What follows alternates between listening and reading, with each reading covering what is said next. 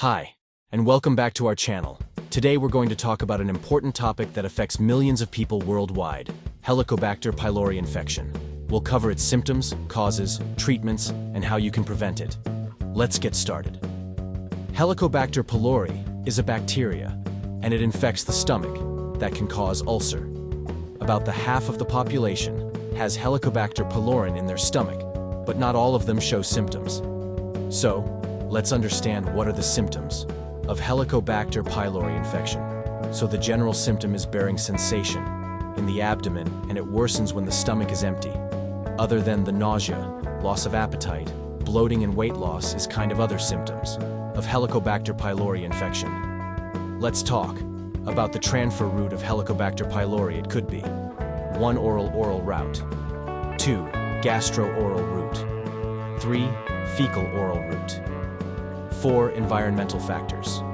So once Helicobacter pylori enters our body, it survives the harsh environment in the stomach, and it kind of erodes the lining of the stomach, and ultimately it leads to formation of gastric ulcer or duodenal ulcer.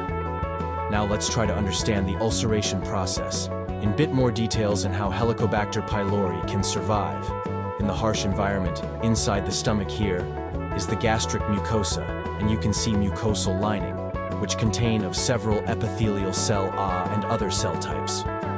Now, the thick layer of mucus, and even beyond the mucus layer, there would be gastric HCl in the stomach. Gastric HCl actually kills other bacteria, but Helicobacter pylori can survive in this extremely low pH environment. And let me tell you how Helicobacter pylori actually produced one enzyme, urease, which actually buffers the acidic environment inside the stomach. And let me tell you how.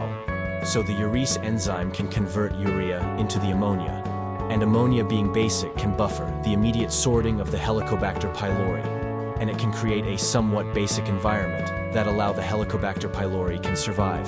Other than Helicobacter pylori can expresses other adhesion molecules known as adhesion that help the bacteria to attach the epithelial cell and infect them. Helicobacter pylori have tufted flagella. H. pylori uses its flagella to move and burrow into the mucus layer that lines the stomach. This allows the bacteria to avoid direct exposure to the acidic gastric juices, enhancing its chances of survival. Helicobacter pylori has two key virulence factors known as VAC-A, vacuolating cytotoxin A, and CAG-A, cytotoxin-associated gene A. These factors play critical roles in the bacterium's pathogenicity and its interactions with the host's gastric epithelial cells. VAC-A first binds to specific receptors on the surface of gastric epithelial cells, ultimately lead to inflammation signal and the production of inflammatory cytokines, which bring out inflammation in this local region. VAC-A also bind to mitochondrial membrane and allow the leakage of cytochrome C, so what the cytochrome CE relates to apoptosis in the kind of triggered. Now we understand the gastric mucosa.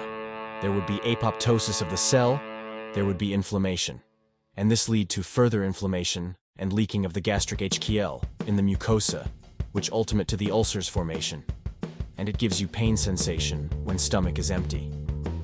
Now let's talk about the diagnostic test for Helicobacter pylori, how it is diagnosed. There are few tests including such as 1. Breath test detects H. pylori by measuring carbon dioxide levels. 2. Stool antigen test identifies bacterial proteins in fecal samples. 3. Endoscopy with biopsy, direct observation and tissue sample collection for lab analysis. Let's talk about the treatment option. 1. Antibiotics, often combined with proton pump inhibitors to reduce stomach acid and enhance antibiotic efficacy. 2. Triple therapy, combination of antibiotics, clarithromycin, amoxicillin, or metronidazole, and proton pump inhibitors. But obviously it's important to consult a doctor for his or her opinion in this situation.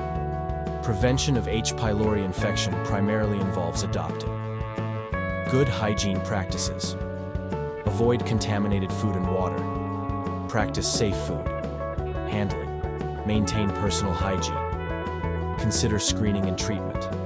If you are at high risk, e.g., family history of stomach cancer or peptic ulcers.